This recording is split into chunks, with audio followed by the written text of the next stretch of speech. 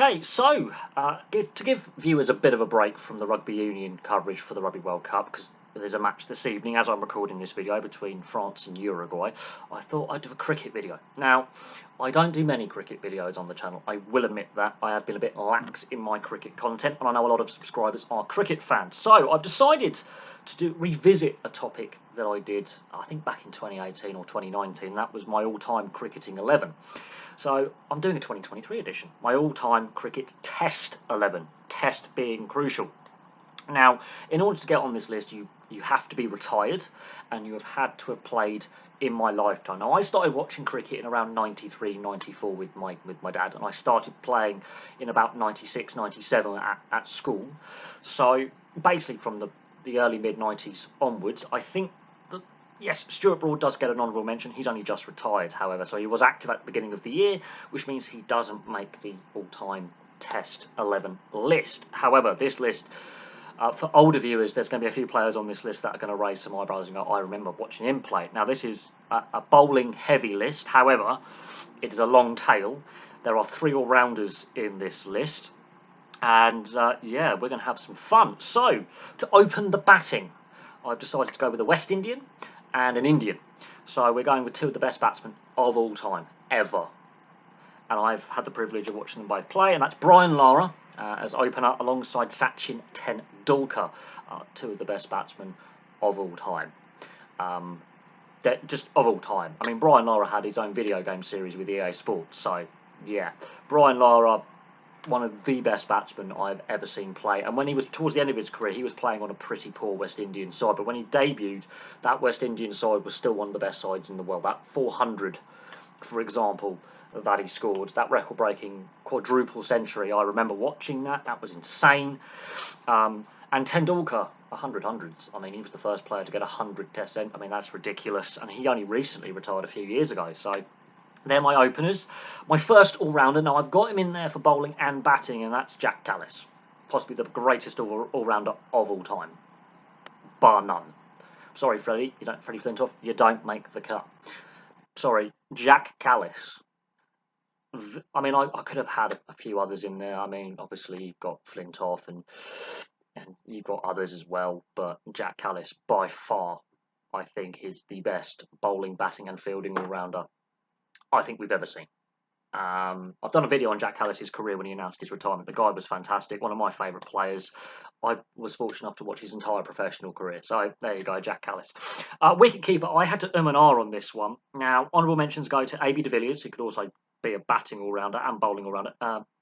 Mark Boucher, Alex Stewart, but I've gone with Adam Gilchrist. Gilly. I've gone with Gilchrist. One of my favourite Australians. Epitome of just the length of his career was ridiculous, and he could definitely chip in with a fair few centuries. So he's batting at number 4 in my list.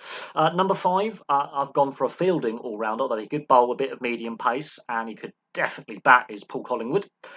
County Durham fame and England fame, obviously won the 2005 Ashes. Paul Collingwood, you need that kind of player who just sticks around and glues innings together and is just an immovable roadblock, basically. But he could also open up with the bat and could even play wicketkeeper as well. Shane Warne is one of 2 spinners I've put in. I put him in at batting at 6, because that's where he was batting in the 2005 Ashes, was the middle order. He could bat a bit, and I've got 2 spinning options in this side. I've gone with Shane Warne, the proper larrikin of the group.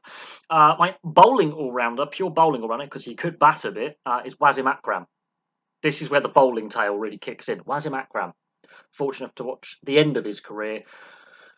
What he could do with a ball, swinging in, swinging out, bouncing it, skidding low. I mean, he could do everything. I mean, the guy was ridiculous, the skill he had with a new ball, an old ball, one day, Test cricket. I mean, if he was around in the era of T20, I think he would have demolished many a stump. Wasim Akram, some batsmen could even figure him out. Possibly one of the greatest fast bowlers of all time, but he could bat. That is what is key. He could bat. Number 8, again, a guy who could bat a bit, and obviously famously in the Ashes in defeat at Trent Bridge, Brett Lee. Brett Lee, with his kookaburra, he could smash it out of the ground if he wanted to. Pretty handy for a 50 every now and then. Could get you 30, 40 runs. Quick fire. He could just go after a bowler and stick around in the tail. I've gone for him at number 8, because at number 9 I've got Dale Steyn. at his peak, the best fast bowler in the world for a couple of years. Absolutely destructive. Injuries did his career though, but Dale Steyn and Brett Lee, imagine those two coming at you as the opening bowling partnership. That is just pure intimidation and anger right there. Dale Steyn, absolute animal for the Proteus, and of course Brett Lee for the Aussies as well. Imagine them two opening the bowling with the new ball. That would be generally terrifying because they could bowl upwards into the high 90s on their day if getting it right with a new ball midway through, let's say day 2 of a test opening session, let's say 11 o'clock morning session, give Dale Steyn the new ball, Brett Lee at the other end, batsmen would be, their soul would leave their body because bowling mid to high 90s regularly, 95 to 98 mile an hour. That's going to intimidate people. My second spinning option, and possibly the greatest bowler of all time for the amount of wickets taken, is Matai Muralitharan. Got to have Muralitharan in there. So you've got Shane Warne, who can also bat a bit and field quite well and be a bit of a larrikin. Then you've got Murali, who can just googly you off the field. He could take 10 wickets in a session. I remember him doing that, I think, for Sri Lanka against England. I think he took 10 wickets in one go, pretty much over the whole in a single day. Could destroy a batting lineup if the conditions were right, and he got over 800 test wickets, which is ridiculous. Only Shane Warne is behind him in the wicket taking, and followed by Jimmy Anderson, who is still playing, hence why he doesn't make the list. And finally, the king of the Yorker, the slinger, his teammate Malinga. I'm sorry, but Sean Tate, the other guy who has a similar action, doesn't even come close. He's not accurate enough. Lasith Malinga can bowl 6 Yorkers in an over and break your foot while doing it. And he can also bowl at around 90 to 95 mile an hour average. I mean, if his test career was longer, I think he would have taken a hell of a lot more test wickets, but he's better in the shorter formats. But as a test player, you put him on there for impact bowling. New ball, old ball, bit of swing on the ball, and his Yorkers are legendary. So there's my all-time cricket Test 11.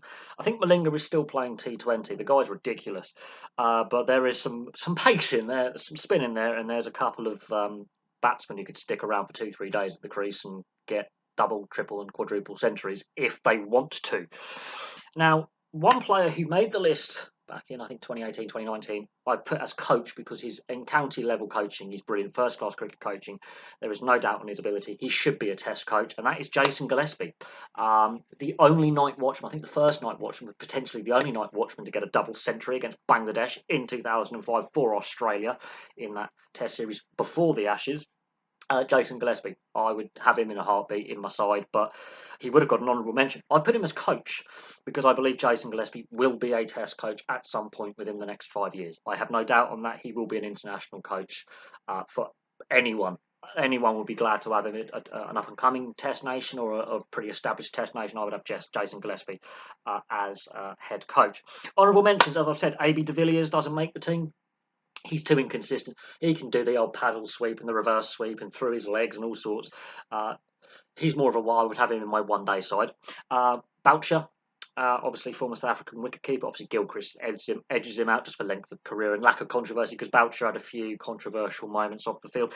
Alex Stewart, I mean, Mr. Steady, county captain, England captain. But again, I think Gilchrist just edges him just slightly. Just for what they did over their careers. Mark Ramprakash, flattered to see him at test level, but on his day could be brilliant as a number 3, maybe number 4 batsman, but at first class level was absolutely fantastic, and at one day level was brilliant. Ryan Sidebottom, one of my favourite test bowlers. Test career too short, too much of a gap between his debut test and then his lengthy spell in the England side. Injury did for him, but he was a great county captain as well and was a pretty solid high 80s, low 90s fast bowler, and he would do a shift for you. Tate, obviously the other slinger in a sense for Australia, made his debut in the 2005 Ashes series, I think in the second test. Had an expensive session, but still got test wickets on test debut.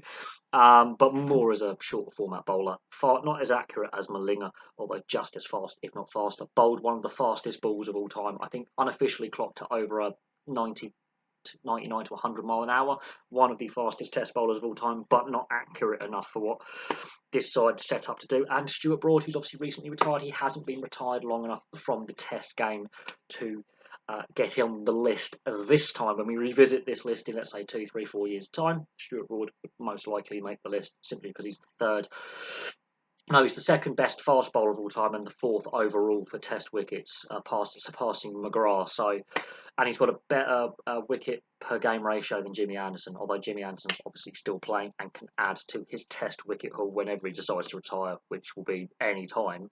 I mean, although Jimmy Anderson looks like he's going to continue for at least another couple of Test series. So there we go. Obviously, Jimmy Anderson would make the list automatically, but unfortunately, he's still playing. So there you go. There's my all-time cricket Test 11, the 2023 edition. Place your all-time 11s in the comment section below. Who would you take out this team? Who would you put in this team? Who would you have as coach? And who would you have as like potential? If one of these players was injured, like my honourable mentions, who would you slot in to this lineup? This is a bowling heavy lineup, not going to lie, because Callis can bowl, Collingwood can bowl. So I've only got two out and out batsmen basically in my side. The rest can all bowl. Even Gilchrist has been known to bowl a few off breaks. So I've only got three batsmen really in the side, and the rest are all bowling all rounders. With one fielding all rounder. So I've really gone bowler heavy for this. But some of these bowlers like Akram and Collingwood was more of a fielder, and Jack Callis can get you centuries if they really want to. So there you go. So there's my list. Thank you very much for watching. Place your list in the comments section below, and I will have some more content for you very, very soon.